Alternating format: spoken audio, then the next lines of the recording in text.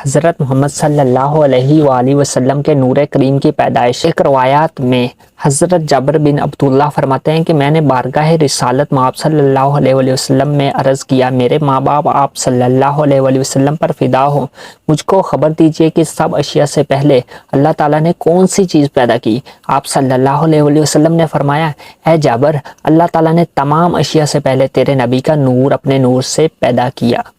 پھر وہ نور قدرت الہیہ سے جہاں اللہ تعالیٰ کو منظور ہوا سیر کرتا رہا، اور اس وقت نہ لوح تھی، نہ قلم، نہ وحشت تھی، نہ دوزخ، نہ فرشتہ تھا، نہ آسمان، اور نہ زمین تھی، نہ سورج، نہ چاند، نہ جن، اور نہ ہی انسان تھا۔ پھر جب اللہ تعالیٰ نے مخلوق کو پیدا کرنا چاہا تو اس نور کے 4 حصے کیے، اور ایک حصے سے قلم پیدا کیا، اور دوسرے سے لوح، اور تیسرے سے عرش۔ آگے طویل حدیث ہے۔ اس حدیث سے نور محمدی صلی اللہ علیہ وآلہ وسلم کا اول الخلق ہونا باولیت حقیقیہ ثابت ہوا، کیونکہ جن جن اشیاء کی نسبت روایات میں اولیت کا حکم آیا ہے، ان اشیاء کا نور محمدی صلی اللہ علیہ وآلہ وسلم سے متاخر ہونا اس حدیث سے ثابت ہے۔ یہ نور تخلیق عالم سے پہلے ایک لامتناہی زمانہ تک عرش الہی پر چمکاتا رہا، اور ملائے اعلیٰ کی فضائیں اس نور سے بقائے نور بنی رہیں، اور ملائکہ مقربین اس کے گرد گھومتے رہے اور اس پر پروانہ وار نثار ہوتے رہے۔ عرش الہی سے